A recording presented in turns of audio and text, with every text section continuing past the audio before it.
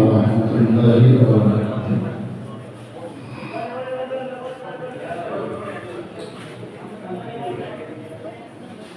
نحمده ونصلي على رسوله الكريم أما بعد.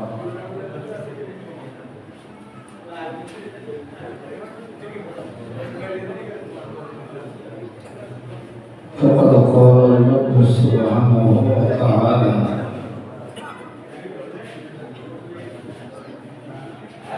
حميم والكتاب المبين إنا أنزلناه في ليلة مباركة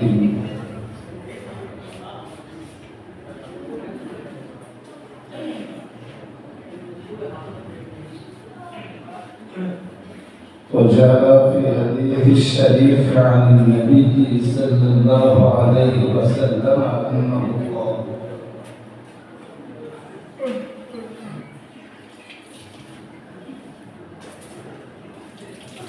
خمس ليال لا يرد فيهن الدعاء: ليلة الجمعة وأول ليلة من رجب وليلة من نصف شعبان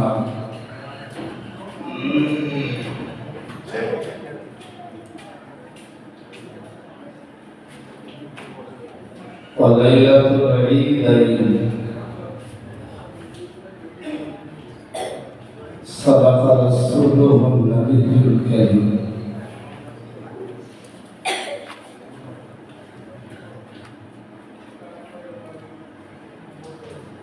আল্লাহ পাকের দরবারে শুকরিয়া প্রকাশ করছি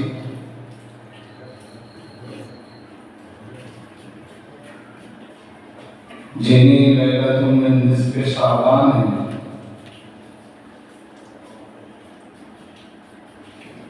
আমাদের সকলকে হাজির করেছেন।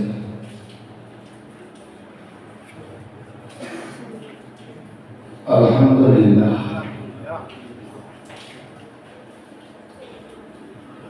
প্রিয় রাসূলের প্রতি সালাত ও সালামের নজরানা প্রেরণ করছি। আমার সাথে কণ্ঠ মিলিয়ে সকল করুন সাল্লাল্লাহু আলাইহি ওয়াসাল্লাম।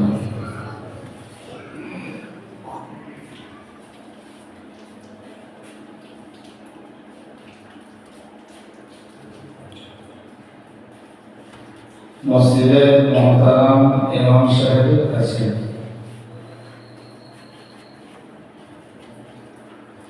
এতক্ষণ ধরে বেশ কিছু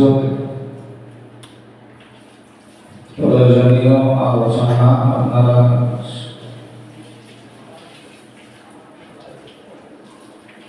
শুনছিলেন।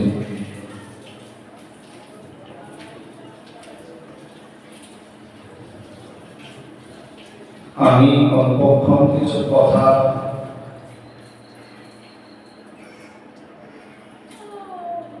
আপনাদেরকে শোনাবো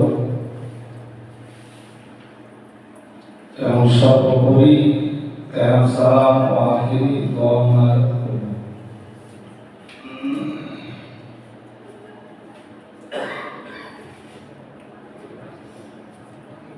আমরা যে রাতটাতে এখানে বসছি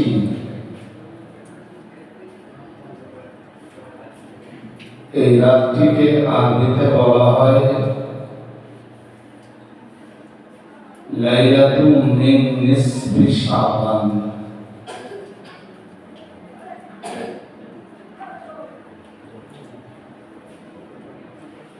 আরবি 12টা মাসের ভিতরে একটা মাসের নাম হলো শাবান। নিসফ মানে হলো অর্ধেক। এই দুটি শব্দের সমন্বয়ে অর্থ দাঁড়ালো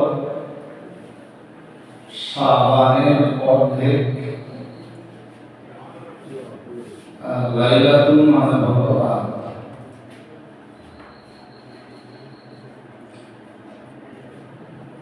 তাহলে সামগ্রিকভাবে অর্থ দাঁড়ালো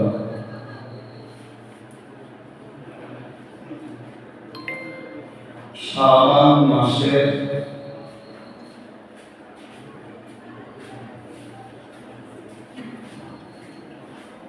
মধ্য রজনী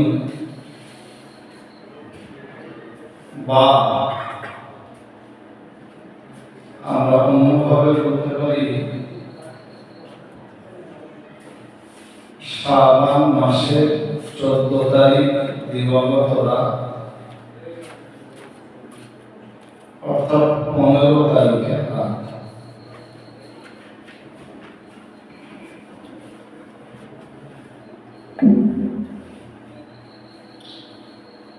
কোরআন শরীফে একটা সূরা আছে 25 পারায়। সূরাটার নাম হলো সূরাতুদ দুখান। দুখান শব্দের বাংলা মানে হলো ধোঁয়া।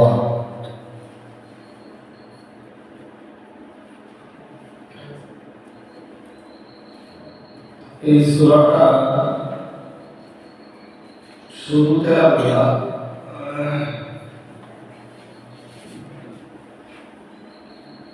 হামিম শব্দের ব্যবহার করেছেন।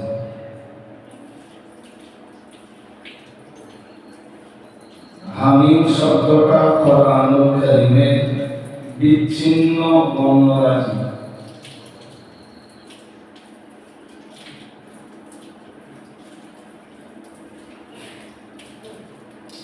যেটাকে আরবিতে বলা হয় হুরুফুল মুকাত্তাআত।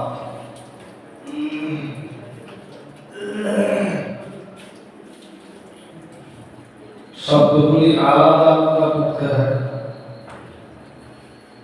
যেমন সূরা বাকারা আছে আলিফ লাম মিম,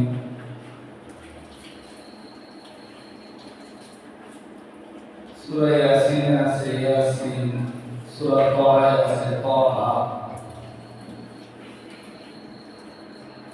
অনুরূপভাবে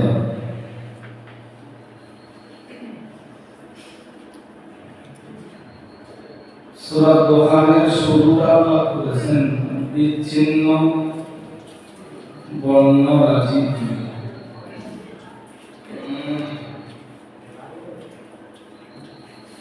সামনের দিকে জায়গা ছেড়ে এগিয়ে আসতেন তখন পিছনটা বসা খুব ঠাসাঠাসি হচ্ছে। যদি একটু এগিয়ে আসেন ভালো হয়। চেষ্টা করি সব দিক দিয়ে একটু এগিয়ে আসুন।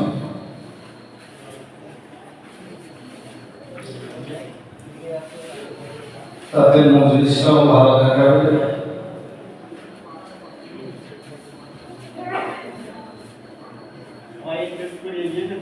এগিয়ে আসেন সবাই। সামনে যেটুকু জায়গা আছে ব্লক করে নেন। যার সামনে যতটা জায়গা আছে ব্লক করুন।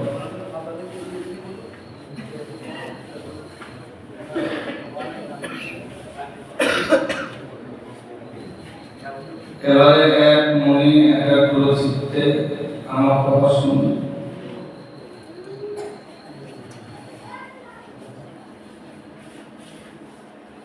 হামিম শব্দটি যেহেতু কোরআনে বিচ্ছিন্ন বর্ণরাজি, যে কারণে এর অর্থ কেউ জানে না।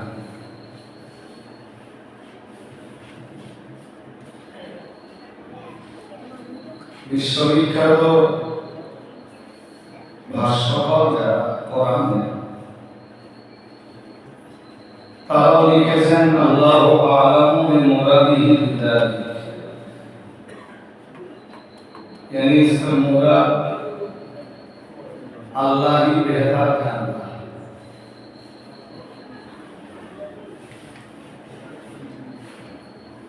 এর অর্থটা কি সেটা আল্লাহ বলেন।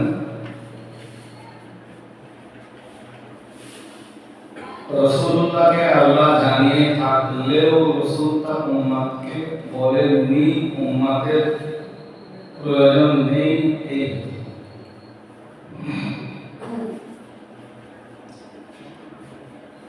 তবে আমাদের আন্তরিক বিশ্বাস যে রাসূলুল্লাহ জানতেন, কারণ যার উপরে কোরআন নাযিল হচ্ছে তিনি কোরআনের অংশ কোন অংশ বুঝবেন না, জানবেন না, এটা হতে পারে না। কিন্তু উম্মতের জানার প্রয়োজন ছিল না বিধায় রাসূলুল্লাহ কোন উম্মতকে কোন সাহাবীকে তা বলেননি। পরের অংশ সূরা আল-ফাতিহা ওয়াল কিতাবিল মুবিন।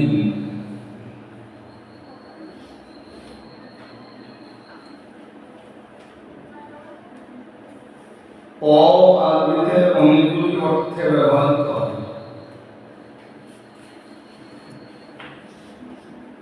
এখানে ও ব্যবহার হয়েছে শপথের জন্য, কসমের জন্য, যেমন সূরা আসর।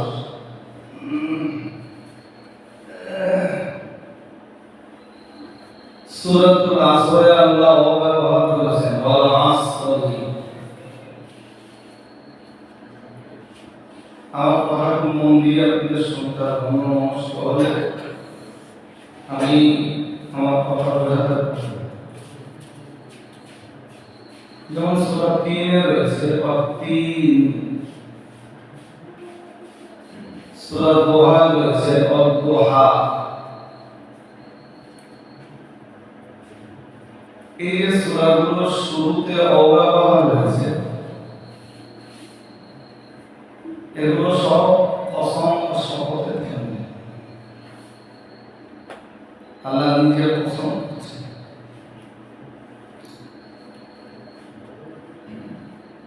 ঠিক অনুরূপভাবে সূরা দুখানের দ্বিতীয় আয়াতে আল্লাহ যে বড়টা ব্যবহার করেছেন, ওয়াল কিতাবিল মুবিন। আল্লাহ বলেন প্রকাশ্য বা স্পষ্ট কিতাবের শপথ।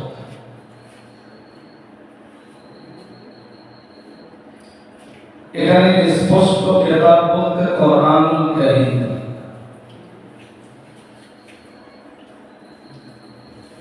আল্লাহ বলেন কোরআনুল কারীমের কসম।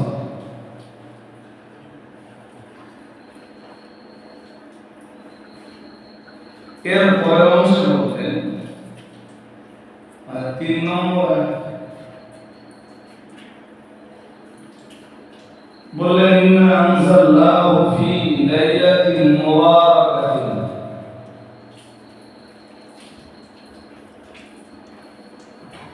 নিশ্চয়ই আমি কোরআনুল কারীম নাযিল করেছি বরকতপূর্ণ এক রাত্রিতে।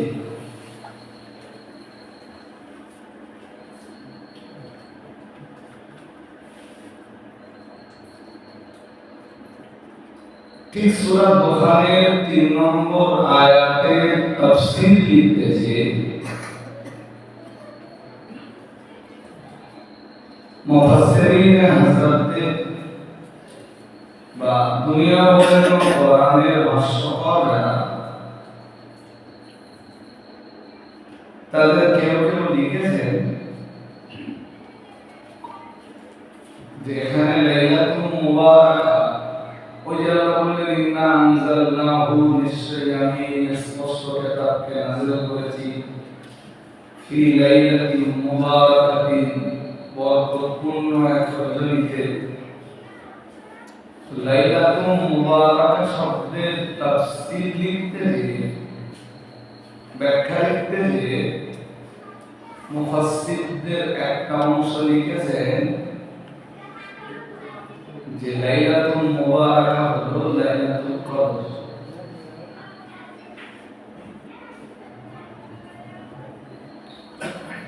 মুফাসসিরদের আরেকটা অংশ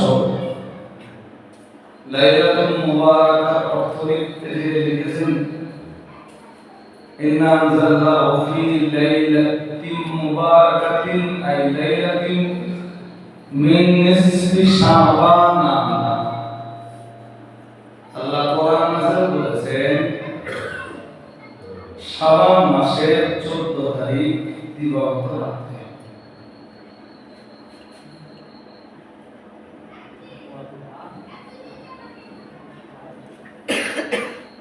শাবান মাসের 14 তারিখে দিবাগত রাতে ওলামাদের ভিতরে মতানৈক্য বলি, ইখতিলাফ বলি, মতবিরোধ বলি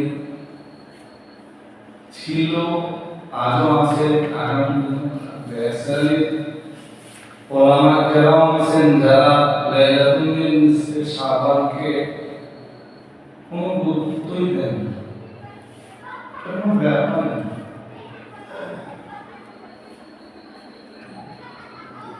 কিন্তু বিশ্বশ্রেষ্ঠ ওলামা তারা লাইলাতুল নিসফে শাবানকে খুব গুরুত্ব দিয়েছে। যেমন আমাদের মানিত বরিত বসিরহাট বিশ্বকেওলা তিনি মজমুআ ফতোয়া আমিনিয়ার কোন একটা খণ্ডে লিখেছেন যে লাইলাতুল নিসফে শাবানে তোমরা দিনের বেলায় রোজা রাখো, রাত্রে বেলায় সালাত আদায় করো, এবং মরা মানুষদের জন্য কিছু দান খরচ করো, কিছু সাদকা করে দাও।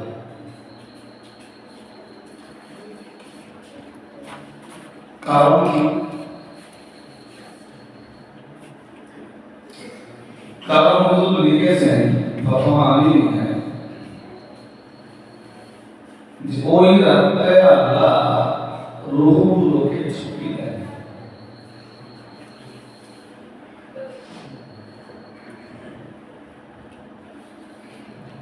রূহগুলো ছুটি দেওয়ার অর্থ দুটো হতে পারে।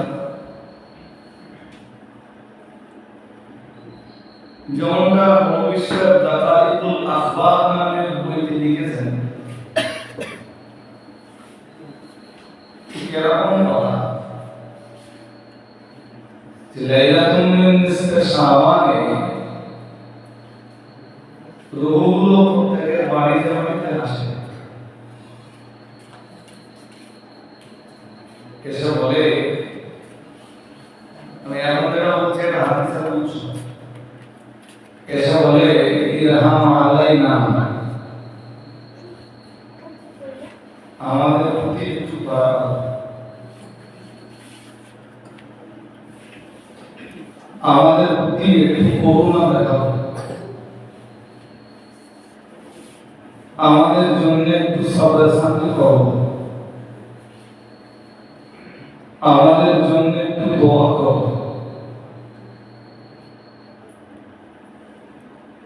দাতাইতুল আখবারে বড় বড় বিশ্বকেওলা লিখেছেন যে রূহগুলো প্রত্যেকের বাড়িতে বাড়িতে হাজির হয়, কিন্তু আমরা রূহ কখনো দেখতে পাই না, সে চোখ আমাদের নেই।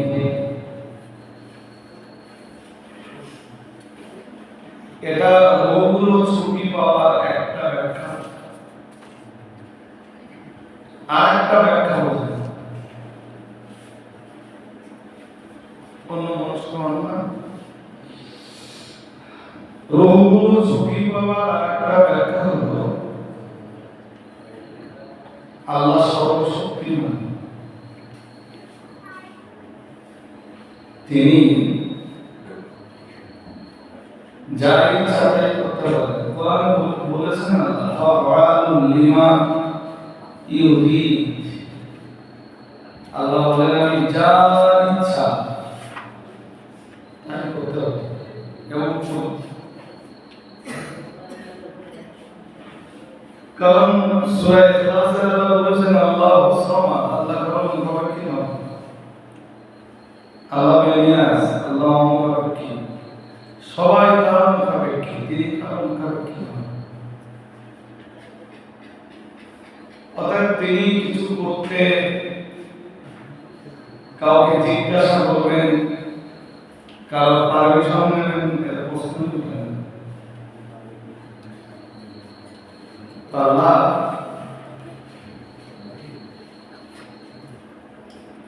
এই লাইলাতুল শাবানে রূহগুলোর যে অবস্থান স্থল,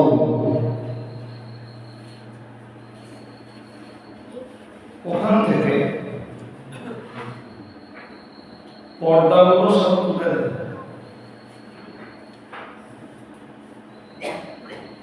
আর পর্দাগুলো যখন তুলে দেন, ওরা সরাসরি ওদের গৃহগুলো দেখতে পায় এবং ওদের আপনজন যারা আছেন তাদেরকে দেখে বলে তোমরা আমাদের প্রতি একটু দয়া করো।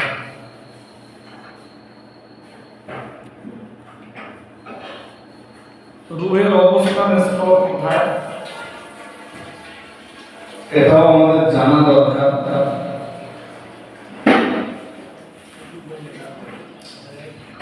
এক হাদিসে নববীতে এসেছে রাসূল পাক সাল্লাল্লাহু আলাইহি ওয়াসাল্লাম বলেন ইন্নার রাজুলাল মুমিনা ইযা কানা ফি ইনকিতারি মিনাদ দুনিয়া ওয়া ইকবালি মিনাল আখিরাহ।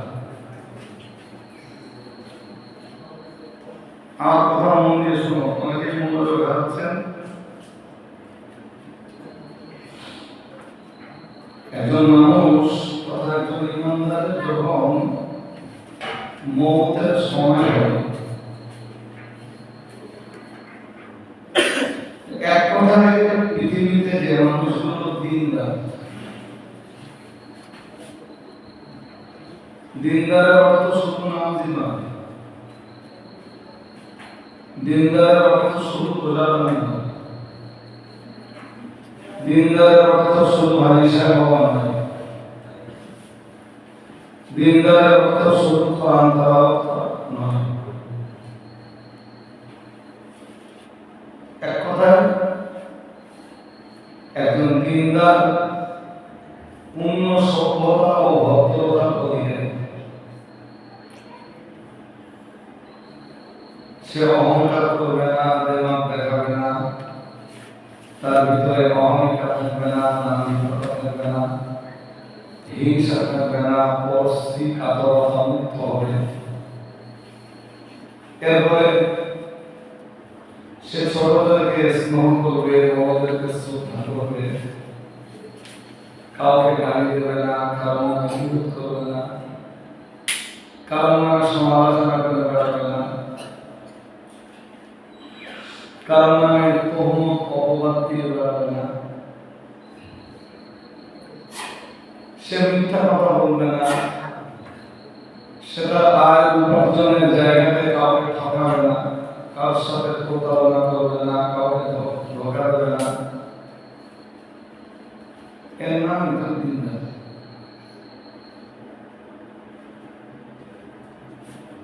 দিনদারের ব্যাখ্যা এইটা নয় যে না পড়ে পড়ে পড়ে পড়ে অভাব কালো হয়ে গেল, এই লোকটা দিনদার, বিষয়টা এরকম নয়। বরং দিনদার তারা যারা ইমতিসালুল আওয়ামিরি ওয়া ইজতিনাবুন নাওয়াহি,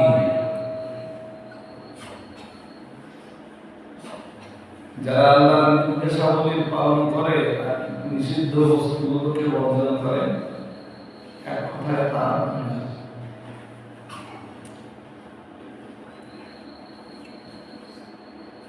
তো আমি যে হাদিসটা বলছিলাম, ইন্না রাজুলাল মুমিনা, একজন দিনদার মানুষ যখন ইযা কানা ফি ইনকিতারি মিনাদ দুনিয়া ওয়া ইকবালি মিনাল আখিরাহ, যখন তার দুনিয়া ছাড়ার সময় হয় এবং যখন তার আখিরাতের দিকে পাড়ি দেওয়ার সময় হয়। ঠিক আমি এই যে পর্বটা বলছি, এই পর্বটার সম্মুখীন সবাই কি হতে হবে? দুনিয়া ছাড়ো, আখিরাতের দিকে পাড়ি দাও। সবাইকে এই সময়টার মোকাবেলা করতে হবে। দেখুন, দুনিয়া খুব মায়ার একটা জায়গা। ছেলে মেয়ে, ভাই বোন, পাড়া প্রতিবেশী, আত্মীয় স্বজন, বন্ধুত্ব, ঘর বাড়ি, জমি জায়গা, খুব খুব মায়ার একটা জায়গা। কিন্তু আল্লাহ রাব্বুল আলামিন এই দুনিয়ার ব্যাপারে বলেছেন, বাল তুহিব্বুনাল আখিরাহ, এই মায়ার জায়গাটাতে এসে তোমরা দুনিয়াকে খুব ভালোবেসে ফেলেছো, খুব মহব্বত করে ফেলেছো। আর এই মহব্বতের ফলে তাযারুনাল আখিরাহ, তোমরা আখিরাতকে পুরো ভুলে গেছো।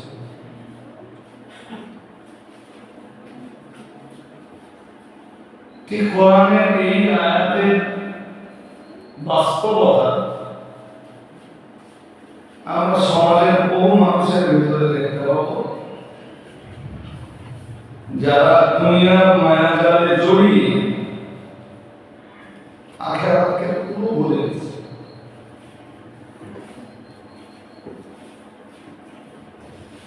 ভরসা একটা, সেটা হলো আমি শেষ নবীর উম্মাহ,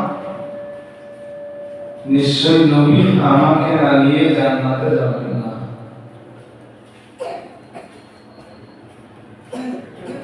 কিন্তু আমি আজকে লাইলাতুল নিসফে শাবানে মসজিদের ঈদগাহ ময়দানে হাজির হওয়া মানুষগুলোর কাছে খুব স্পষ্টভাবেই বলছি, শরীয়তের বেসিক ইবাদতে যাদের ঘাটতি থাকবে, জাহান্নামে তাদের পড়তেই হবে। যেমন বেসিক ইবাদত বলতে কেউ মন বাইরে দেন না। আমি এমনি খুব কষ্ট করে কথা বলছি, আমি শারীরিকভাবে বেশ অনেকটাই অসুস্থ। তো বেসিক ইবাদত কি? বেসিক ইবাদত বলতে যেমন রাত দিনে 5 বারের নামাজ, মাহে রমজানের রোজা,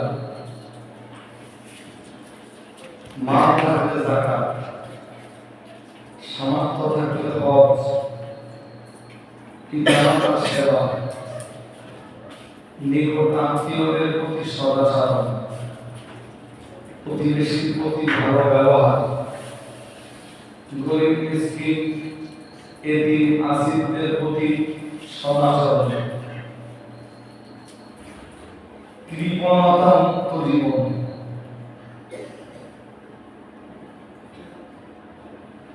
এটা হলো খুব নামাজি, খুব দাঁড়ি, খুব আল্লাহওয়ালা, কিন্তু বড্ড কৃপণ, আল্লাহর কাছে প্রিয় নয়। কৃপণতা খুব দোষণীয় একটা ব্যাপার।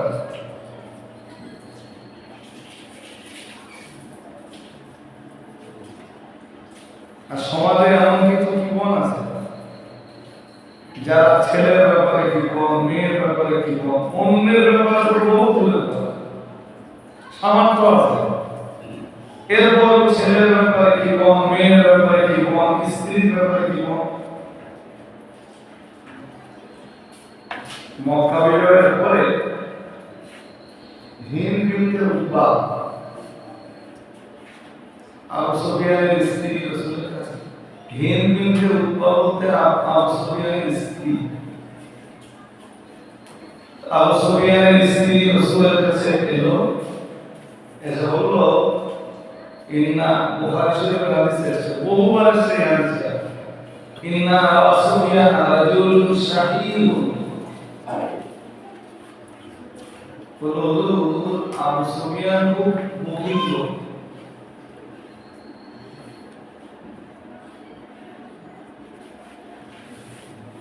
তার পরিবারের সদস্যদেরকে যেভাবে পরিচর্যা দেওয়া দরকার, পরিষেবা দেওয়া দরকার, সেটুকু দেন, কিন্তু তার মা আছে। আমি কি তার অজান্তে তার মাল থেকে পরিবারের সদস্যদেরকে পরিষেবা দেওয়ার জন্য কিছু মাল নিতে পারবো?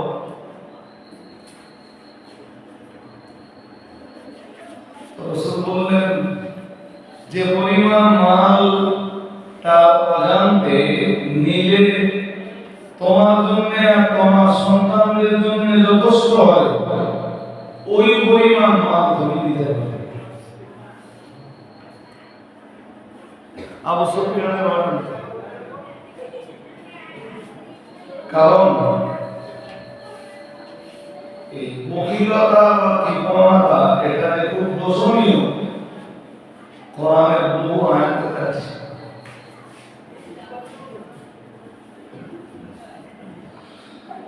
আর কোরআনের যত আয়াতে জান্নাতের কথা এসেছে ওর আগে পরে পড়ে দেখবেন সেখানে দানের কথা আছে।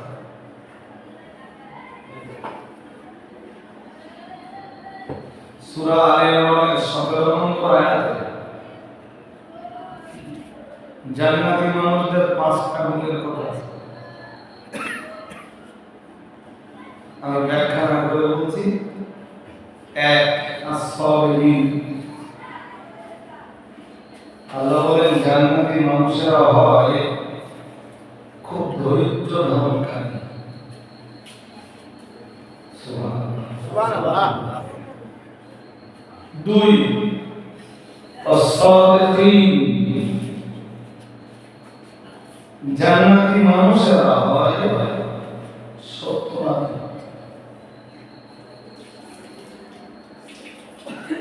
পৃথিবীতে যারাই মিথ্যা কথা বলে এরা জান্নাতের নসিবে নেই। এটা মনে রাখবেন। যদি আপনারা আবার জিজ্ঞেস করেন কেন নেই, তো তার ব্যাখ্যা, তার লম্বা ব্যাখ্যা, দীর্ঘ ব্যাখ্যা কোরআন হাদিসে বিদ্যমান। সূরা মুসা পড়ে দেখবেন 29 পারা, বহুবার আল্লাহ বলেছেন ওয়াইলু ইয়াউমাইযিল লিল মুকাযযিবিন, আল্লাহ বলেছেন মিথ্যাবাদীদের জন্য ওয়াইল নামে হতো। সে যে আঙিনায় দাঁড়িয়ে হোক, সামাজিক ক্ষেত্রে হোক, অর্থনৈতিক ক্ষেত্রে হোক, রাজনৈতিক পরিমণ্ডলে দাঁড়িয়ে হোক, পারিবারিক কারণে হোক, সাংসারিক কারণে হোক, কোন কারণে কেউ মিথ্যার আশ্রয় নিতে পারবে না। যে মিথ্যার আশ্রয় নেয় সে জান্নাত পাবে না। 5টা শর্ত দিচ্ছেন আল্লাহ জান্নাতে যাওয়ার জন্য। প্রথমটা সবর, দ্বিতীয়টা সিদক, আরবিতে বলে সিদক। সিদকের বাংলা মানে হলো সত্যবাদিতা। তুমি একজন সত্যবাদী হও, যার সাথে কথা বলবা সত্যটা বলবে। কারণ আমি কাউকে মিথ্যা বললে যেমন আমি গুনাহগার, অন্যদিকে আমি মিথ্যা বলা মানেই সে হবে। শুধু তাই না, এক হাদিসে এসেছে আবারাতুল মালাইকাতু মিলান, রাসূল বলেছেন যে কেউ মিথ্যা কথা বললে ফেরেশতারা 1 মাইল দূরে চলে যায় মিথ্যা দুর্গন্ধ।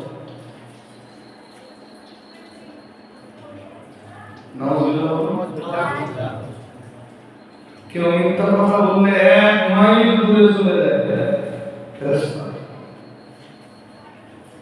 সুতরাং জান্নাতে যাওয়ার দ্বিতীয় গুণ হলো সত্যবাদিতা। প্রথম গুণ যেমন সহিষ্ণুতা, দ্বিতীয় গুণ যেমন সত্যবাদিতা। 3 নম্বর গুণ as-sabirin was-sadiqin wal-qanitin। 3 নম্বর গুণের বর্ণনা দিতে যে আল্লাহ বলেন জান্নাতি মানুষদের 3 নম্বরের গুণ হলো কুনুত, আনুগত্যতা। কানুগত্যতা ওটা কোরআনে আছে, আতিউল্লাহ ওয়া আতিউর রাসূল, তোমরা আনুগত্য করো আল্লাহ আর আনুগত্যতা প্রকাশ করো তার রাসূলের। এটা জান্নাতি মানুষদের তৃতীয় গুণ। চতুর্থ গুণ আল-মুনফিকিন। মুনফিকিন শব্দটা এসেছে ইনফাক শব্দ থেকে, আর ইনফাক শব্দটার বাংলা মানে হলো দানশীলতা বা বদান্যতা। জান্নাতে যেতে গেলে তাকে হতে হবে একজন দানশীল ব্যক্তি।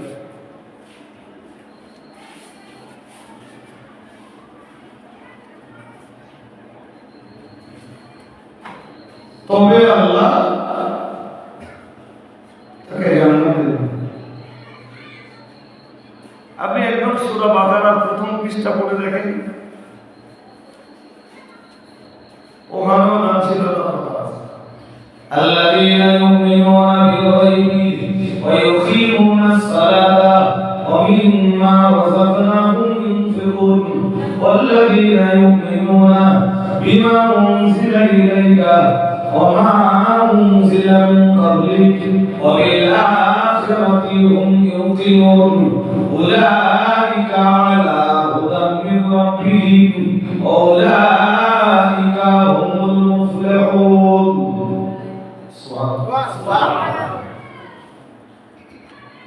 এখানে সূরা বাকারার 5 নম্বর যে আয়াতটা আছে, এটা আল্লাহ বলতেছেন উলাইকা আলা হুদাম মির রাব্বিহিম।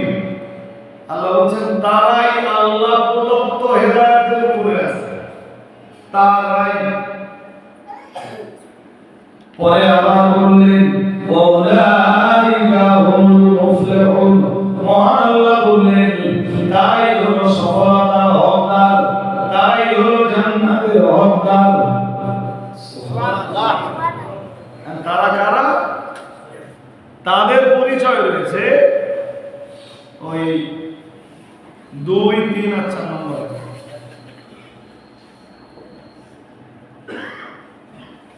ওই যেখানটা আল্লাহ বলতেছেন না যালিকাল কিতাবু লা রাইবা ফীহি হুদাল লিল মুত্তাকিন, ওখান থেকে ওই তাদের পরিচয়, যারা সফল, যারা জাহান্নাম থেকে নিষ্কৃতি পাওয়ার যোগ্য, যারা জান্নাত পাওয়ার হকদার, তাদের পরিচয় আল্লাহ দিয়েছেন সূরা বাকারা 3 আর 4 নম্বর আয়াতে। 2 নম্বর আয়াতে অন্য আলোচনা আছে, যদিও সে আলোচনা আমার রিলেটেড আলোচনা। কি গুণ তাদের? আল্লাহ বলেন আল্লাযীনা ইউমিনুনা বিল গায়বি, গায়বকে বিশ্বাস করে। 2 নম্বরে বললেন ওয়া ইউকিমুনা ইউকিমুনাস সালাতা, সালাত যারা কায়েম করে। 3 নম্বরে বললেন ওয়ামিম্মা রাযাকনাহুম ইউনফিকুন, 3 নম্বরে বললেন আমার দেওয়া মাল থেকে যারা আমার রাস্তায় দান করে। সুবহানাল্লাহ।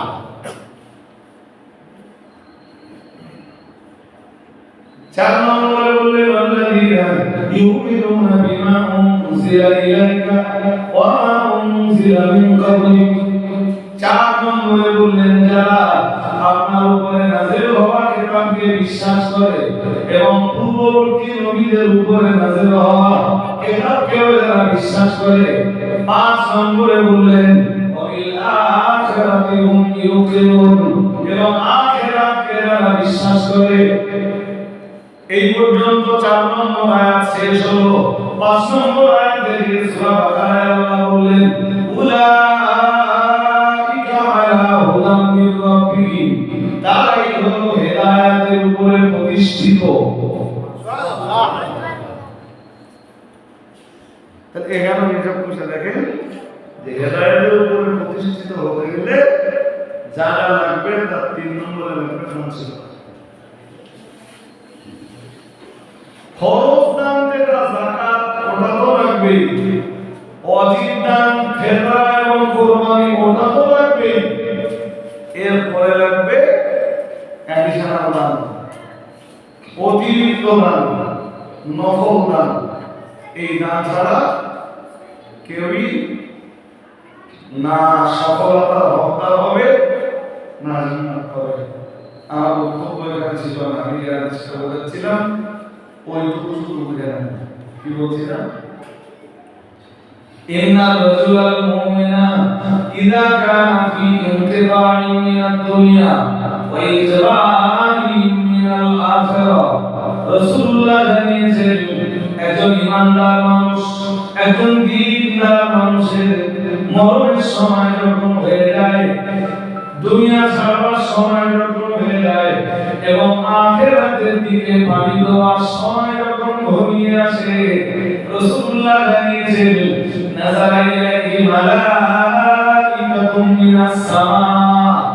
আল্লাহ পাকের হাবিব জানিয়েছেন তখন ওই মানুষটার মৃত্যুর বিছানাতে আল্লাহর রহমতের ফেরেশতাদের নুজুল ঘটে, আল্লাহর রহমতের ফেরেশতাদের আসমান থেকে নুজুল ঘটে। ওই মানুষটার জন্য আল্লাহর রহমতের ফেরেশতারা আসমান থেকে নেমে পড়েন। এরপরে অংশে হাদিস শরীফে রাসূলুল্লাহ জানিয়েছেন, আল্লাহ হাবিব জানিয়েছেন কান্না উজুহুম শামসু। রাসূলুল্লাহ জানিয়েছেন আর রাসূলুল্লাহ বলেছেন তাদের চেহারাগুলো এত উজ্জ্বল চেহারা হয়, দেখলে মনে হয় যেন তাদের চেহারা দিয়ে সূর্যের উদয় ঘটছে।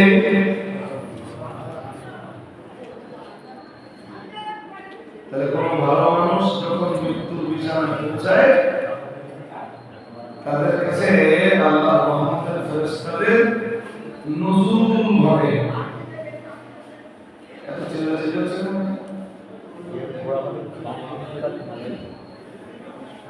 চিল্লাচিল্লি হচ্ছে।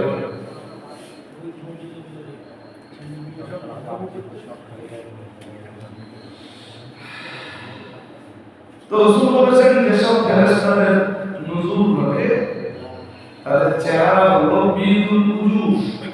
প্রথম কথাটা বলেছেন তারা সব সুন্দর চেহারার অধিকারী। পরে বলেছেন কান্না উজুহুহুমুস শামস, তাদের চেহারার দিকে তাকালে মনে হয় যে তাদের চেহারা দিয়ে সূর্যোদয় হচ্ছে। সুবহানাল্লাহ।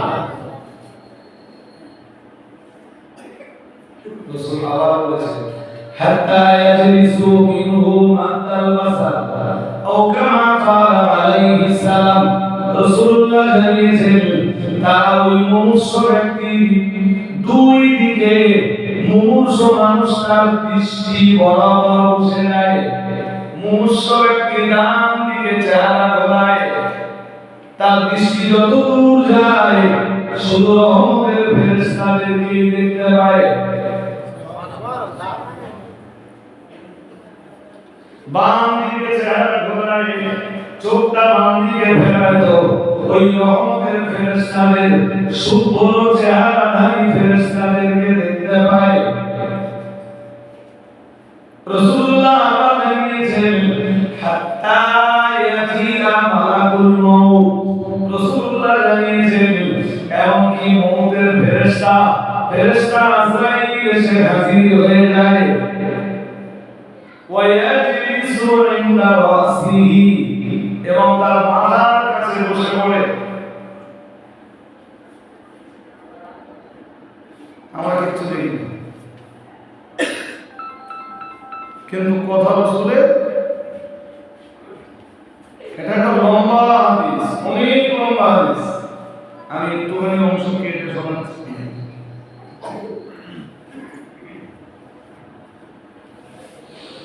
আজরাইল এসে মাথার কাছে বসে, আর দুই দিকে রহমতের ফেরেশতারা বসে থাকে।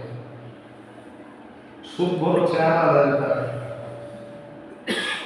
তার কাছে দুটো জিনিস থাকে। হাদিস শরীফ বিবরণ দিয়েছেন, রাসূলুল্লাহ জানিয়েছেন মাহু হানুতুম মিন হানুতিল জান্নাহ আও কামা ক্বালা আলাইহিস সালাম। রাসূলুল্লাহ জানিয়েছেন ওদের কাছে থাকে জান্নাতের সুগন্ধি, ওরা জান্নাতের খুশবু নিয়ে দুনিয়ায় নেমে পড়ে, মনুষ্য ব্যক্তির কাছে হাজির হয়।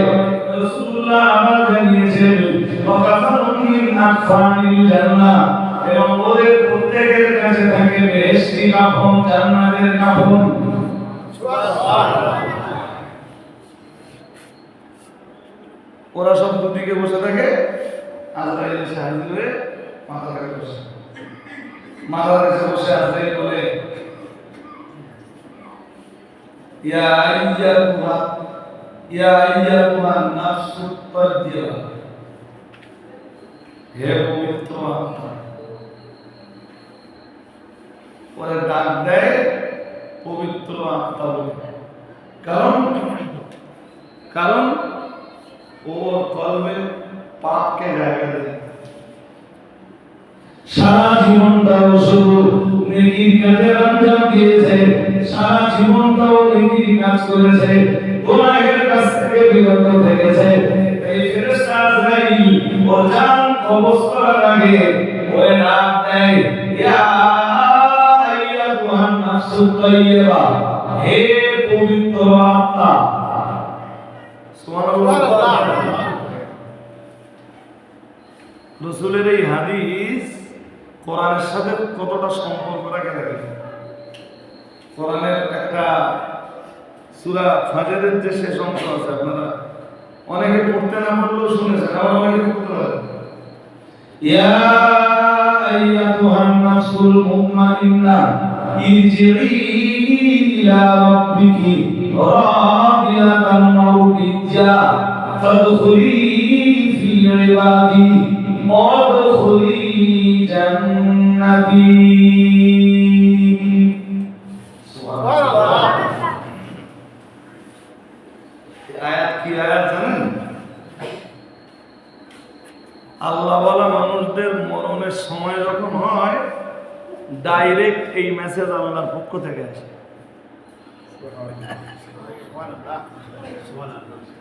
ফেরেশতাদের যা নজুল ঘটছে তো ঘটছে, ফেরেশতারা এসে বলছে তো বলছে, এটা ডাইরেক্ট আল্লাহর পক্ষ থেকে মেসেজ। ইয়া আইয়াতুহান নাফসুল মুতমাইন্না, হে প্রশান্ত আত্মা, হে পবিত্র আত্মা,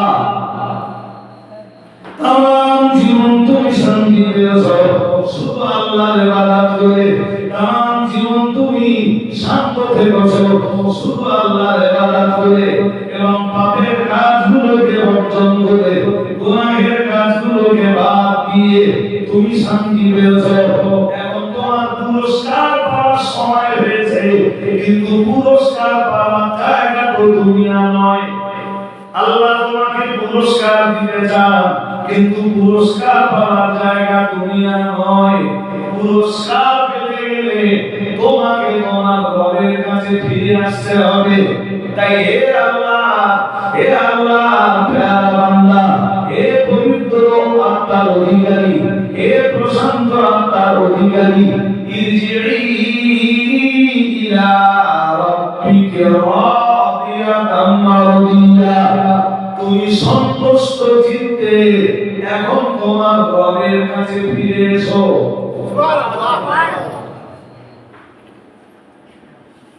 অনেক কিছু পুরস্কার তোমার জন্য আছে, আল্লাহ ব্যবস্থা করে রেখেছে।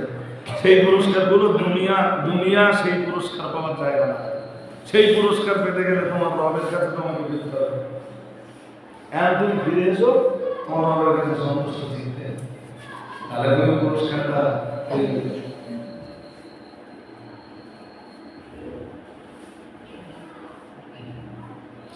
ইরজি ইলা রাব্বিকা রাদিয়াতাম মারদিয়া ফাদখুলি ফি ইবাদি আদখুলি জান্নাতি।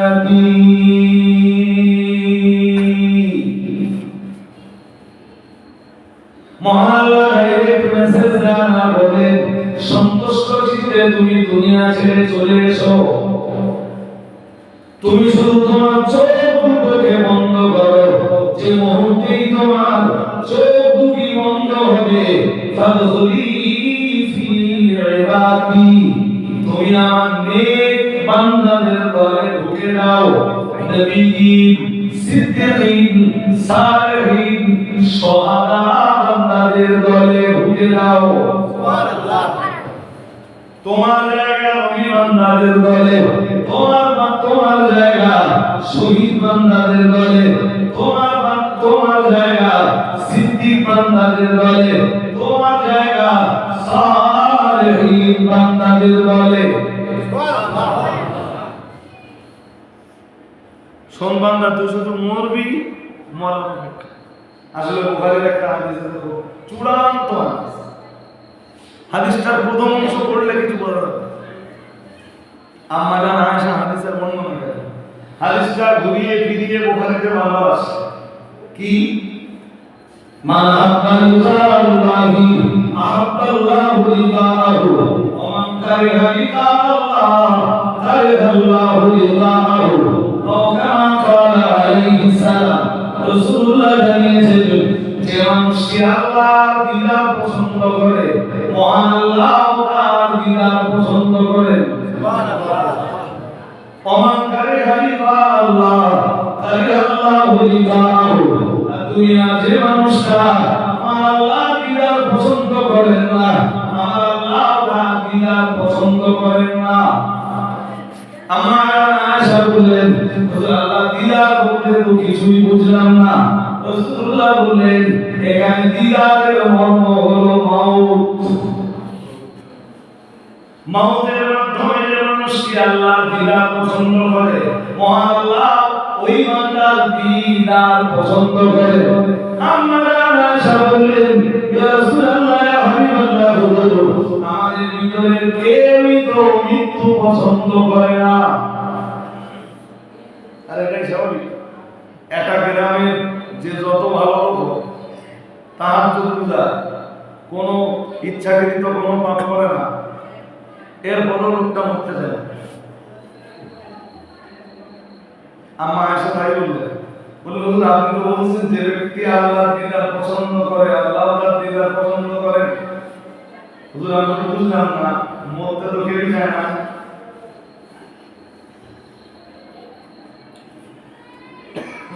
নবী বললেন, আয়েশা তুমি ঠিক বলেছো, মরতে কেউ চায় না। কিন্তু আয়েশা এটা তুমি মনে রাখো, নেক বান্দাদের মরবার সময় যখন হয়, ফেরেশতাদের নুজুল ঘটে যায়, রহমতের ফেরেশতাদের নুজুল ঘটে যায়, মহান আল্লাহ ডাইরেক্ট নেক বান্দাদের কাছে মেসেজ পাঠায়, ইয়া আইয়াতুহান নাসুল মুতমাইন্না ইরজিই ইলা রাব্বিকা রাদিয়াতাম মারদিয়া ফাদখুলি ফি ইবাদি ওয়াদখুলি জান্নাতি। মহান আল্লাহ এই মেসেজ কাছে পাঠিয়ে দেয়, তখন নেক বান্দা আল্লাহর দিদারের কামনা করে।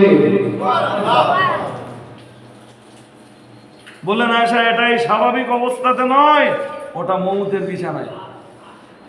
ওই নেক বান্দারা যখন মৌতের বিছানায় পৌঁছে যায়, ফেরেশতাদের কাছে যখন ভালো ভালো বার্তা পায়, যেমন সূরা হামিম সাজদার সূরা হামিম সাজদার 30 নম্বর আয়াতে মহান আল্লাহ জানিয়েছেন, ইন্নাল্লাযীনা ক্বালু রাব্বুনাল্লাহু সুম্মা ইসতাকামু তাতানাজ্জালু আলাইহিমুল মালাইকাতু আল্লা তাখাফু ওয়া লা তাহজানু ওয়া আবশিরু বিল জান্নাতিল্লাতী কুনতুম তুআদুন।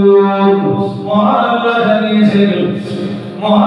জানিয়েছেন, ইন্নাল্লাযীনা ক্বালু রাব্বুনাল্লাহ, নিশ্চয়ই যারা বলে আল্লাহ আমাদের রব, নিশ্চয়ই যারা বলে আল্লাহ আমাদের রব, সুম্মা ইসতাকামু, এরপরে যারা ওই কথাটির উপরে কায়েম হয়ে যায়, ওই কথাটির উপরে কায়েম হয়ে যায়, মানে রবের বিধানগুলোকে নিজের জীবনে মেনে নেওয়ার জন্য তৈরি হয়ে যায়।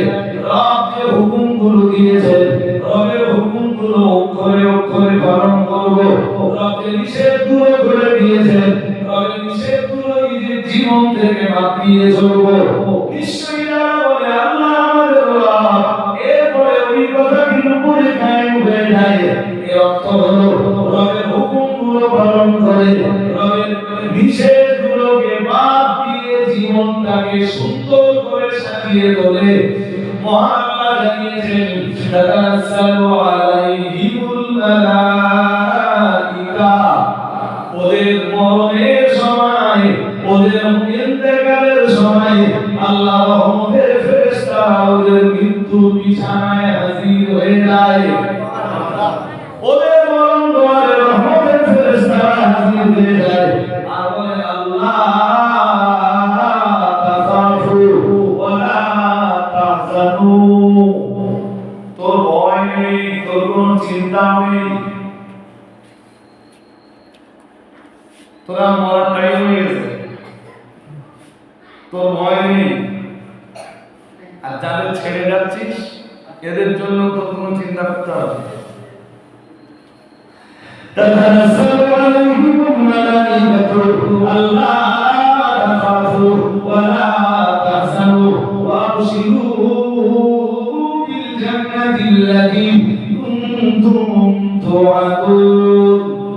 এতদিন তুই শুধু জান্নাতের আলোচনা শুনেছিস, এতদিন তুই শুধু জান্নাতের আলোচনা পড়েছিস, আজ আল্লাহ পাকের রহমতের ফেরেশতারা তোকে আল্লাহর দয়ার জান্নাতের সুসংবাদ শোনাচ্ছি।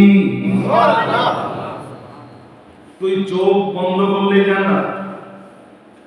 রাসূলুল্লাহ বিশ্বনবী আমার আম্মা আয়েশাকে ডাক দিয়ে বললেন, আয়েশা, ফেরেশতাদের কাছে যখন আল্লাহ নেক বান্দারা মরণের আগে এই মেসেজগুলো পায় এবং সরাসরি আমার আল্লাহ তার নেক বান্দাকে যখন মেসেজ দেয়, ইয়া আইয়াতুহান নাফসুল মুতমাইন্না ইরজিই ইলা রাব্বিকা রাদিয়াতাম মারদিয়া, তখন বান্দা মরণের জন্য আল্লাহর সঙ্গে দিদারের জন্য ব্যাকুল হয়ে ওঠে। কখন আমার রবের সাথে আমার দিদার হবে। তাই নবী আমার জানিয়েছেন, মান আহাব্বা লিকা আল্লাহ আহাব্বাল্লাহু লিকাহু, যে মানুষটা আল্লাহর দিদার পছন্দ করে আমার আল্লাহ তার দিদার পছন্দ করে।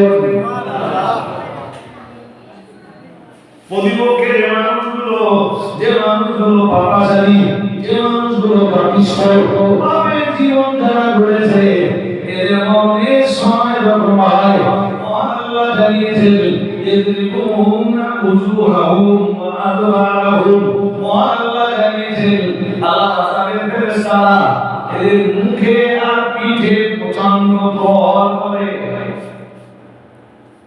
মুখে আর পিঠে যখন প্রচন্ড প্রহার করে তখন চোখ মোটা মোটা হয়ে যায়।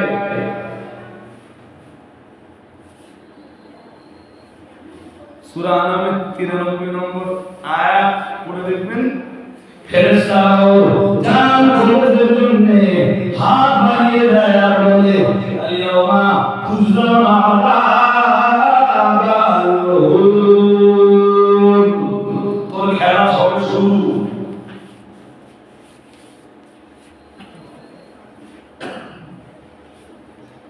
অনেক খেলা খেলেছিস তুই, তোর খেলা শেষ হবে।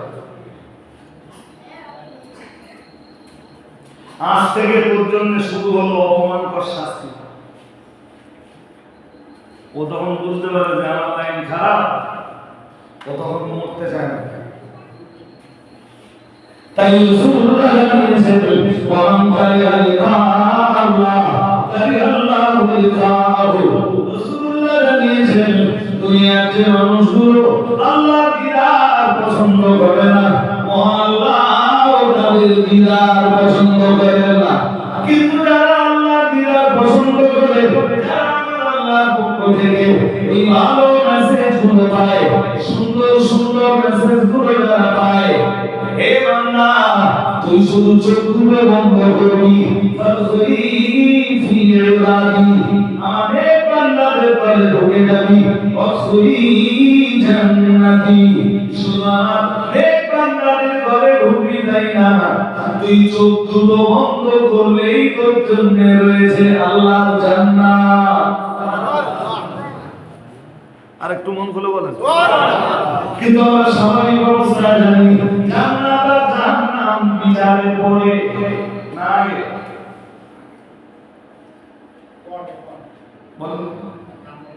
জান্নাত আর জাহান্নাম স্বাভাবিক অবস্থায় আমরা জানি বিচারের পরে, কিন্তু আল্লাহ এখানে বললেন তাদখুলি ফি ইবাদি ওয়াদখুলি জান্নাতি, তুই তো চোখ বন্ধ করলেই জান্নাতে ঢুকে যাবি। এবার আল্লাহ এমনটা বললেন কেন? শোনেন, শেষ কথা বলছি।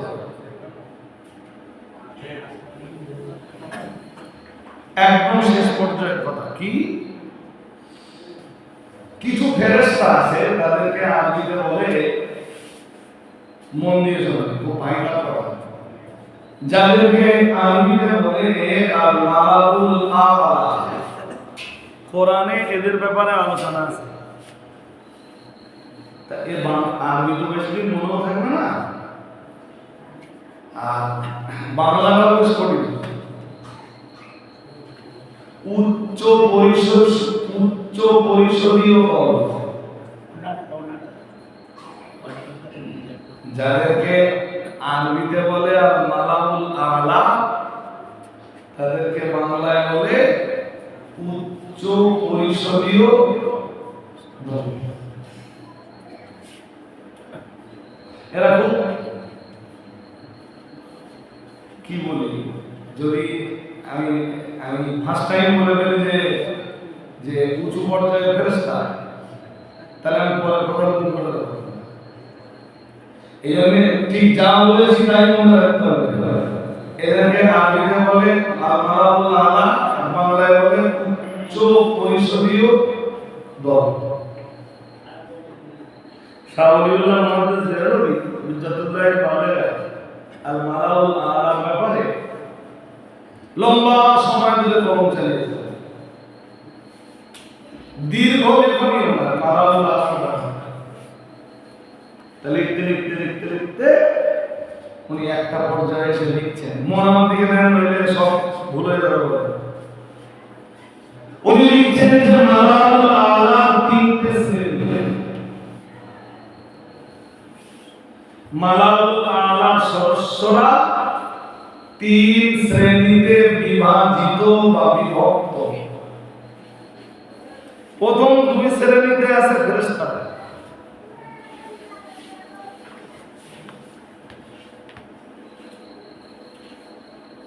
আর তৃতীয় শ্রেণীতে আছে, আচ্ছা তৃতীয় শ্রেণীর পরে বলছি, তার আগে আরেকটা কথা শুনলেন, মালাকুল আ'লার কাজটা শুনে নেন। উচ্চ পরিষদীয় দলের কাজ কি? এদের কাজ হলো এই সৃষ্টিকুলের জন্য যাবতীয় কল্যাণকর ব্যবস্থাপনার দায়িত্ব নেবে। এই পৃথিবী এমনি এমনি চলে না বলো।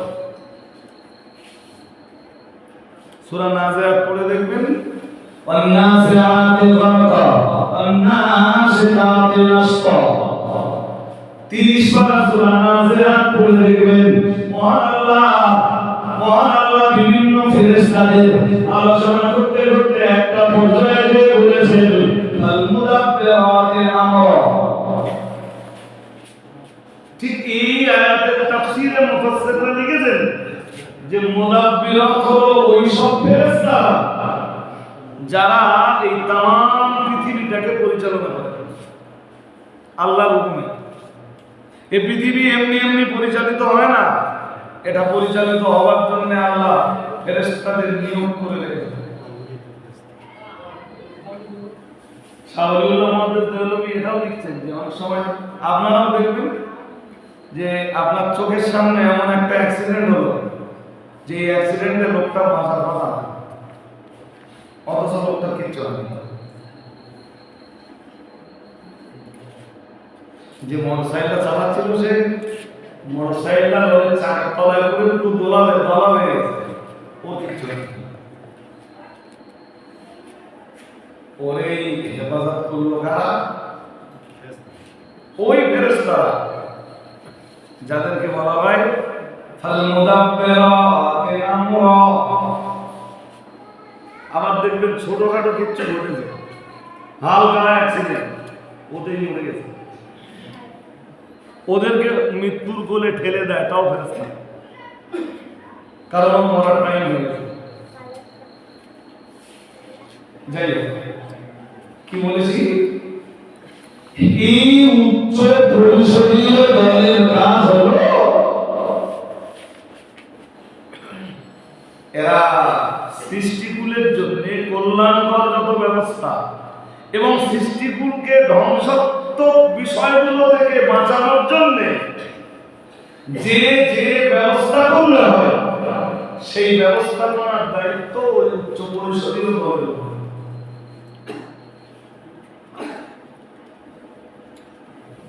এদের একটা পার্লামেন্ট আছে। শাহরিউল্লাহ মুহাদ্দিস দেওলভী রাহমাতুল্লাহ আলাইহি তিনি তার কিতাবে লিখেছেন ওই পার্লামেন্টের নাম হলো হাদিমাতুল কুদস, পবিত্র পার্লামেন্ট। ওখানে বসে সব আলোচনা হয় পৃথিবীবাসীর জন্য কোনটা করলে ভালো হবে, হুকুম আল্লাহ, কিন্তু ওখানে বসে ওরা আলোচনা করে সিদ্ধান্ত নেয়। ওই পার্লামেন্টের নাম আরবিতে বলে হাদিরাতুল কুদস আর বাংলায় বলে পবিত্র পার্লামেন্ট। আমি আগেই বলেছি, আপনাদের মনে রয়েছে, ওই পার্লামেন্টের সদস্যদের 3টে শ্রেণী রয়েছে, যার 2টা শ্রেণীতে রয়েছে আল্লাহর ফেরেশতা। সুবহানাল্লাহ। তৃতীয় শ্রেণীতে রয়েছে একদল মানুষ,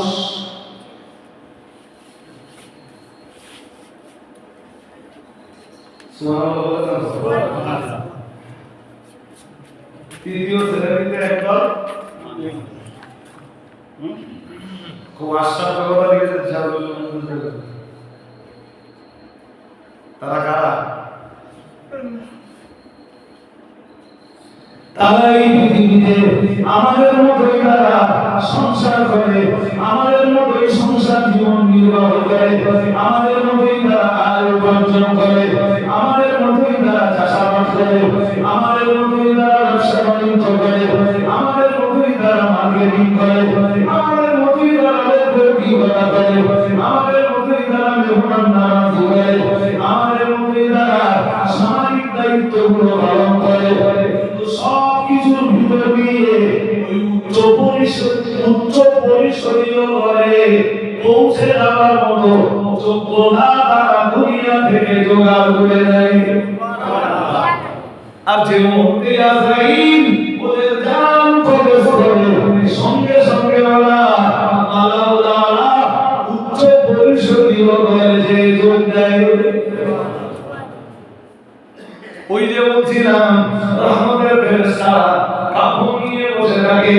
আমুক নিয়ে বসে থাকে, বেহেশতি সুগন্ধি বেহেশতি কাপড় নিয়ে বসে থাকে, যেই না ওদের জান আজরাইল কবজ করে নেয়, সঙ্গে সঙ্গে ফেরেশতারা ওর রূহটাকে, নেক বান্দার রূহটাকে বেহেশতি কাপড়ে, বেহেশতি সুগন্ধি লাগানো কাপড়ে জড়িয়ে দিয়ে আসমানের দিকে ছুটতে থাকে। সূরা নাজিয়াত পড়ে দেখবেন, একদম প্রথমটাই তো বলতেছেন আল্লাহ, ওয়ান-নাজিআত গারকা। এর মানে কি জানেন? এর মানে হলো পাপিষ্ঠদের রূহ ফেরেশতারা খুব জোর করে বার করে, টেনে বার করে। ওর পরের আয়াতগুলো পড়ে দেখবেন, ফেরেশতা যে আজরাইল যেই জান কবজ করে, রূহ যেই কবজ হয়ে যায়, ওরা ওই কাফনে জড়িয়ে রূহটাকে নিয়ে আসমানের দিকে ছুটে। প্রথম আকাশের ফেরেশতারা জিজ্ঞাসা করে, কার রূহ? বলে অমুকের। বলে এটা একটা পবিত্র রূহ। তাহলে কার?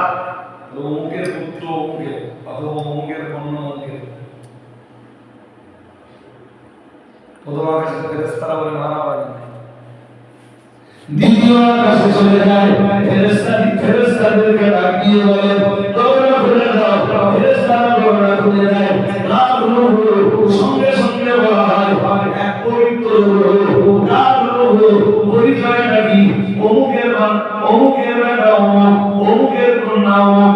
দ্বিতীয় আকাশের দরজা খুলে দেওয়া হয়, তৃতীয় আকাশের দরজা খুলে দেওয়া হয়, চতুর্থ আকাশের দরজা খুলে দেওয়া হয়, পঞ্চম আকাশের দরজা খুলে দেওয়া হয়, ষষ্ঠ আকাশের দরজা খুলে দেওয়া হয়, সপ্তম আকাশের দরজা খুলে দেওয়া হয়, সাত আকাশের উপরে একটা জায়গা রয়েছে, জায়গাটার নাম হলো ইল্লিয়িন। যেই জায়গাতে রয়েছে নবীদের রূহ, যেই জায়গাতে রয়েছে সিদ্দিকদের রূহ, যেই জায়গাতে রয়েছে আল্লাহর ওলিদের রূহ, সালেহীনদের রূহ, শহীদদের রূহ, আল্লাহর নেক বান্দাদের রূহগুলোকে ওখানে পৌঁছে দেওয়া হয়। অথবা আপনি বলতে পারেন, এই যে একটু আগে শুনছিলেন মালাউলার আলোচনা, যে মুহূর্তে এদের জান কবজ হয়ে যায়, এদের জান কবজ করে ফেরেশতারা এই রূহগুলোকে মালাউল আলার বলে পৌঁছে দেয়। আর ওরাই তখন পৃথিবীর মানুষের কল্যাণকর ব্যবস্থার জন্য দায়িত্বপ্রাপ্ত।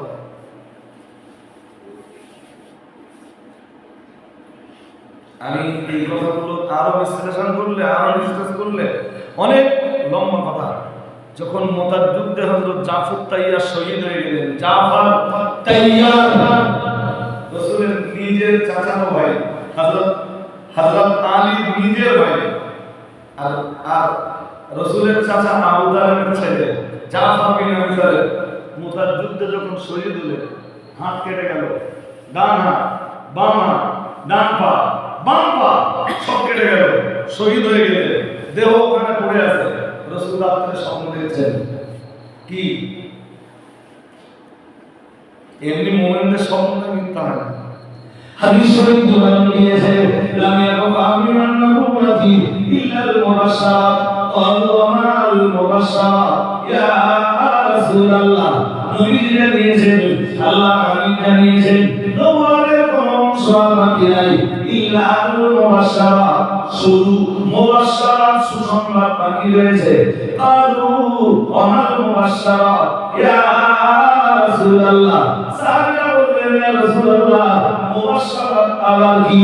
রাসূলুল্লাহ বললেন, কাল আর-রুয়া সালিহা।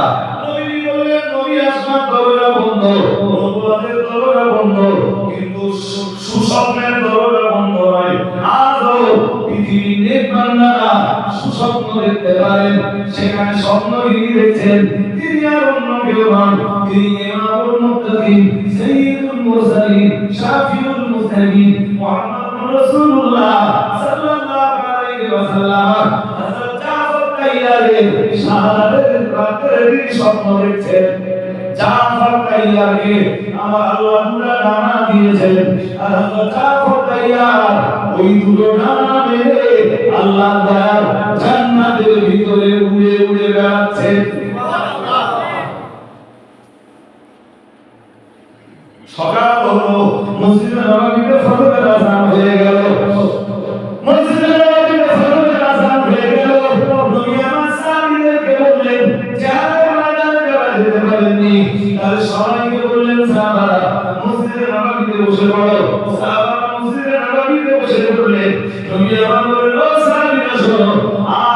খুশির সংবাদ আছে। সাহাবা বললেন হুজুর বলে ফেলুন। রাসূলুল্লাহ বললেন রাআইতু জাফরান ইয়াতিরু ফিল জান্নাতি বিজানাহিহি আও কামা ক্বালা আলাইহিস সালাম। নবী আমার বললেন সাহাবীরা আমার জাফরের হাত দুটো কেটে দিয়েছে, আমার জাফরের পা দুটো কেটে দিয়েছে, কিন্তু জানো সাহাবীরা খুশির খবর গত রাতে আমি স্বপ্ন দেখেছি আল্লাহ তাআলা আমার জাফরকে দুইটা ডানা দিয়েছে, আর ওই দুইটা ডানা মেলে আমার জাফর আল্লাহর জান্নাতের ভিতরে উড়ে উড়ে বেড়াচ্ছে।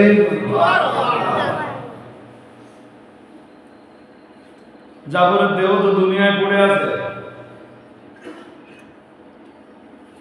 জাফর ততক্ষণে জান্নাতে। কোরআন এই কথাটাই বলছে ফাতখুলি ফি ইবাদি ওয়াদখুলি। বিচারের পরে জান্নাত জাহান্নামে মানুষ যাবে এটা ঠিক, কিন্তু মরার পর থেকেই মানুষের জন্য হয় জান্নাতের শান্তি স্টার্ট আর নইলে জাহান্নামের শাস্তি স্টার্ট। দুটো একটা।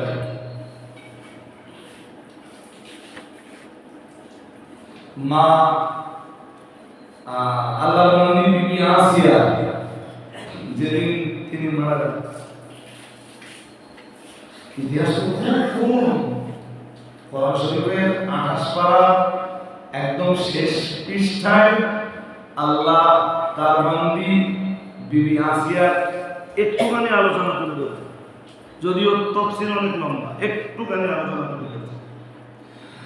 মুসা আলাইহিস সালামের সাথে ফিরআউন যেদিন সমক্ষেত্রে হেরে গেল, ফিরআউনের জাদুকররা যখন হেরে গেল, মুসা আলাইহিস সালামের যখন জয় হলো, এই রাতটা ফিরআউনের রাতটার মতো জায়গা ছিল না। বাকিটা ইতিহাস, আমি ইতিহাস বলতে বসি আপনাদের কাছে। ফিরআউন লজ্জা লোকাতে পারছিল না, লজ্জায় ঘৃণায় ফিরআউন বুদ্ধমান বীর্যমান হয়ে যাচ্ছিল, মাথা উঁচু করতে পারছিল না। এই কন্ডিশনে ফিরআউন বাড়িতে চলে গেল। বিবি আসিয়া ছুটে এলেন, এসে বললেন আজকে না সেই দিন মুসা নবীর সাথে আপনার লড়াই হওয়ার কথা। ফিরআউন বলল জি আজকে সেই দিন। লড়াই কি হয়েছে জানান? ফিরআউন বলল হয়েছে। কি হয়েছে লড়াইয়ের ফলাফল? ফিরআউন আর কিছু বলে না। বিবি আসিয়া বললেন যুদ্ধের ফলাফলটা একটু বলুন, লড়াইয়ের ফলাফলটা বলুন। ফিরআউন কিছু বলে না, আসিয়াও ছাড়ে না। বিবি আসিয়া বললেন বলুন না যুদ্ধের ময়দানে কার জয় আর কার পরাজয়। ফিরআউন বলল, ফিরআউন শেষরা বলে ফেলল আজকের ময়দানে, আজকে যুদ্ধের ময়দানে মুসা নবীর জয় হয়েছে। সুবহানাল্লাহ। বিবি আসিয়া আবার করে প্রশ্ন করলেন পরাজয় কার হয়েছে? ফিরআউনের চেহারার দিকে তখন তাকানো যায় না। বিবি আসিয়া নিজের ঈমানটাকে লুকিয়ে না রেখে সঙ্গে সঙ্গে বলে ফেললেন হকের জয় চিরদিন হয়েই থাকে, বাতিলের পরাজয় চিরদিন হয়েই থাকে। কি বললে আসিয়া? আসিয়া বললেন ঠিক বলছি, যা বলছি সব ঠিক। বলো কি? এ লজ্জা যখন আমার থাকবার জায়গা নেই, তোমার তো উচিত ছিল না সান্ত্বনা দেওয়া। তুমি সান্ত্বনা দিয়ে আমার কাটা ঘায়ের উপরে ছিঁড়া দিলে। বিবি আসিয়া বললে এটা কাটা ঘায়ের উপরে ছিঁড়া নয়, আমি অনেক আগে তো মুসা নবীর উপরে ঈমান এনেছি, মুসার উপরে ঈমান এনেছি। আজ আমি প্রকাশ্যভাবে কালেমা পড়ে দিচ্ছি লা ইলাহা ইল্লাল্লাহ মুসা কালিমুল্লাহ। আসিয়া এই আওয়াজ যদি দুনিয়ার মানুষ শুনে ফেলে, যদি মিশরের মানুষের কানে আওয়াজ চলে যায়, মিশরের মানুষ কেউ আমায় খোদা বলে মানবে না।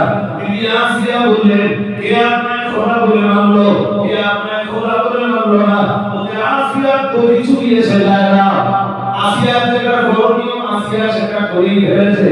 আসিয়া জানো তোমায় আমি কি করতে পারি? তবে আসিয়া তোমার শাস্তি দেওয়ার আগে অনুরোধ করছি আসিয়া তুমি যদি আমাকে অমান্য করো, গোটা মিশরের মানুষকে আমায় মান্যতা দেবে বলবে না আসিয়া, কেউ আমাকে আর খোলা বলে রাখবে না আসিয়া, তুই অন্তত প্রকাশ্যে কালেমাটা পড়ো না। বিবি আসিয়া বললেন, কালেমা তুই লুকিয়ে রেখেছিলাম, আজ কালেমা লুকিয়ে রাখার মতো কোনো কন্ডিশন নাই। আমি আবার বলে দিচ্ছি, লা ইলাহা ইল্লাল্লাহ মুসা কালিমুল্লাহ। ফেরাউনের মাথা নিচু হয়ে গেল, জানো আসিয়া তুমি আমি কি করতে পারি? বিবি আসিয়া বললেন, অনেক কিছু করতে পারেন, যে প্রকাশ্যভাবে কালেমার ঘোষণা দিয়েছি, সবচেয়ে বেশি যেটা করতে পারেন, আমাকে মৃত্যুর কোল পর্যন্ত পৌঁছে দিতে পারেন। কিন্তু আমি আসিয়া জানি কালেমা বলার তাই যদি মারতে মারতে আপনি আমাকে মরণ দুয়ারে পৌঁছে দেন, আমি বলবো আল্লাহ তাআলা আমার জন্য তার জান্নাত নসিব করে দিবেন। যা ইচ্ছা তাই বলুন।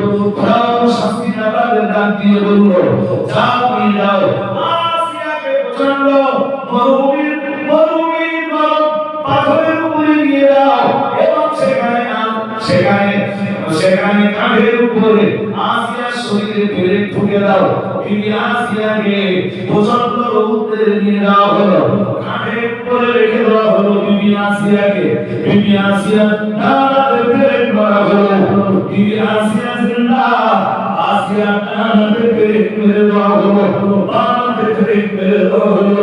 বিবি আসিয়া জবাব দিয়ে শুধু বলে, লা ইলাহা ইল্লাল্লাহ মুসা কালিমুল্লাহ। বিবি আসিয়া ডান পায়ে ফেলে ঠুকে দেওয়া হলো, বাম পায়ে ফেলে ঠুকে দেওয়া হলো।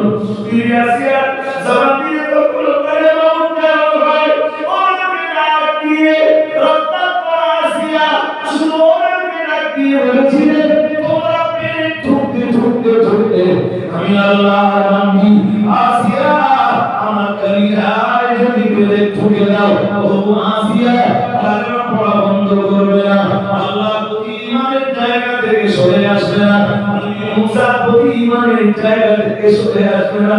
তোমার সর্বাঙ্গে যদি পেলে ঠুকে দাও, তোমার কলিজায় যদি তোমরা পেলে ঠুকে দাও, ইমানের জায়গা থেকে তোমরা আমার সরাতে পারবে না।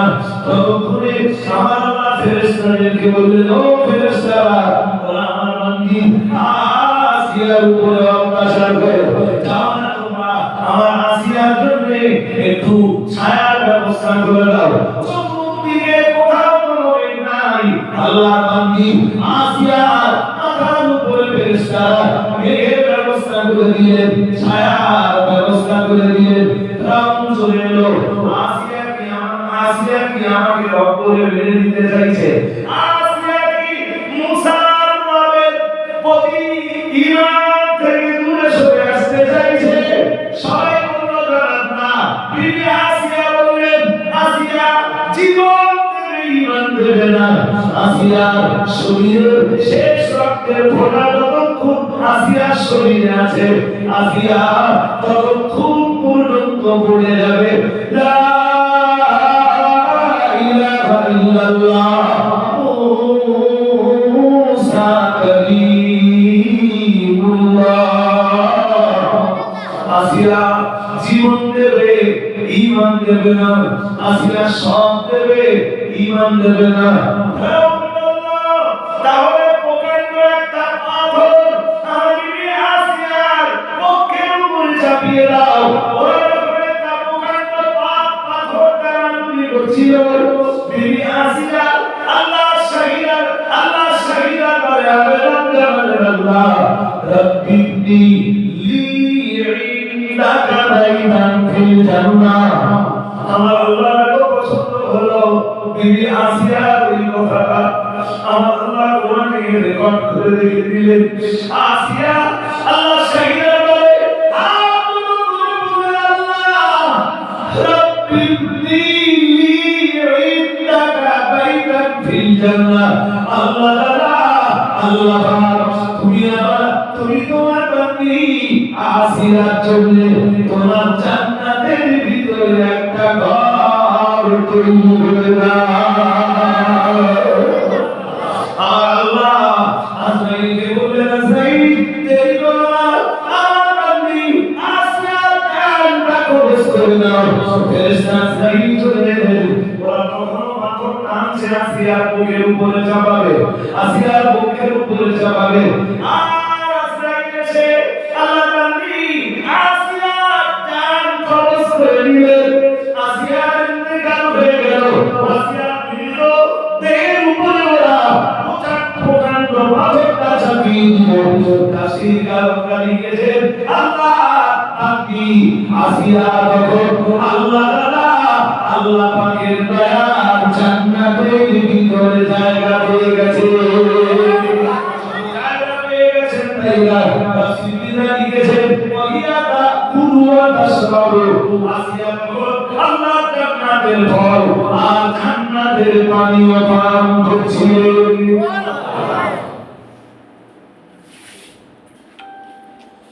কি বোঝাচ্ছি বলুন তো?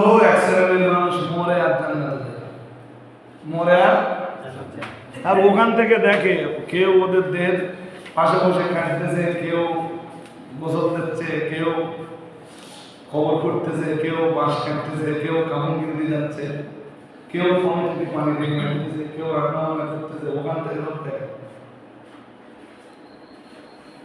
আর পাপিষ্ঠ যারা ওদের জান কবজ হয় কঠিন অবস্থায়। হাদিস শরীফে এসেছে অবিশ্বাসীর যখন জান কবজ হয় তখন কালো চেহারা ফেরেশতারা দুদিকে বসে যায়। ও ডান দিকে বেড়ে দেখে কালো বিবর্ণ চেহারা ফেরেশতা, বাম দিকে দেখে কালো বিবর্ণ ফেরেশতার চেহারা। প্রত্যেকের হাতে দুর্গন্ধময় একটা জ্বর আছে, খুব অতি দুর্গন্ধময় জ্বর। ওই দুর্গন্ধ কেউ পায় না, শুধু ওই মুসলটা পায়। আর এর আগে তো বলেছি এর কোনো মধু হবো আব্বার হবো ফেরেশতাদের কিন্তু মান জায়গা হতে পারে, মান না গিয়ে মন না। ফেরেশতারা বলে আল্লাহ তুজানা আল্লাহ সূরা আন-নাহল নম্বর আয়াত আল্লাহ বলেছেন। এরপরে ফেরেশতারা রূহটা নিয়ে আকাশের দিকে চলে যায়। প্রথম আকাশে যেই চলে যায় দেখেন কোরআন কি বলে। কোরআনুল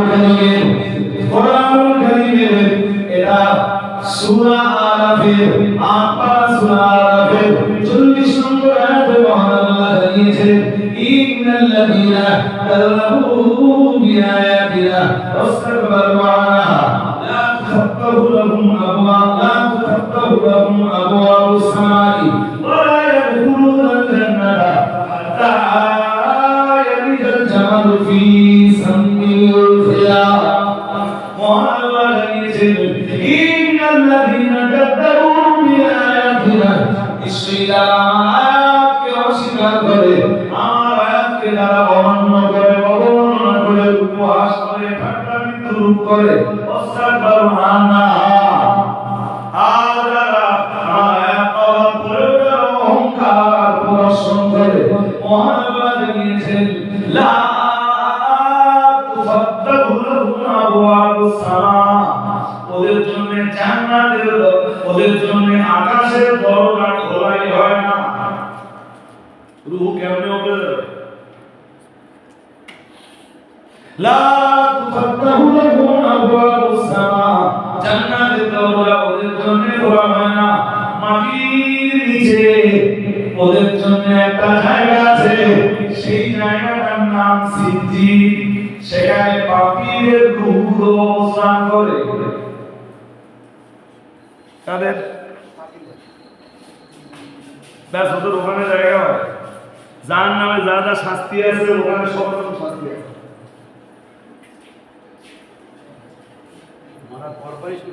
মরার পর দেহ কবরে গেল না গেল ওসব গল্প নেই।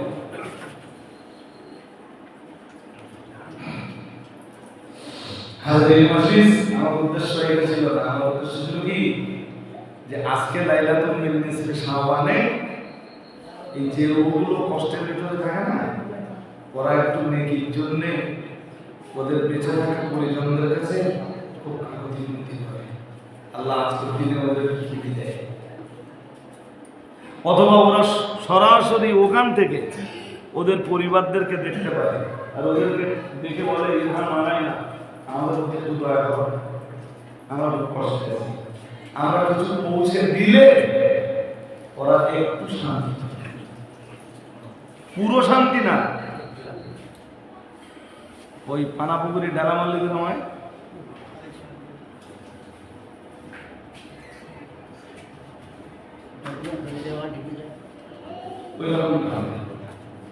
তাই আমরা এখানে আজকে বসেছি। একদিকে নিজেদের জন্য আল্লাহর কাছে ক্ষমা চাইব, আর একদিকে মায়ের যারা প্রত্যেকের বাড়ি থেকে নিয়েছে তাদের জন্য মেবি আজকে যারা আছেন আগামী লাইলাতুল নিসফে শাবানে হয়তো সবাই থাকবেন। এ হতে পারে যে আমি নেই, আপনারা সবাই আছেন, অথবা আপনি নেই, আপনারা সবাই আছেন। এইটা একটু মনে করে সবার কাছে আমার আবেদন, একটা খুব সুন্দর জীবন গঠন করার চেষ্টা করুন, যে জীবনটা গঠন করলে কি মরলেই ভালো মানুষদের দরে পৌঁছে যাবে। আর বলুন সকলে বলুন আমিন। তার আগে সব কাজ করার আগে সালাম কালাম করে দেবো। উঠে দাঁড়ান।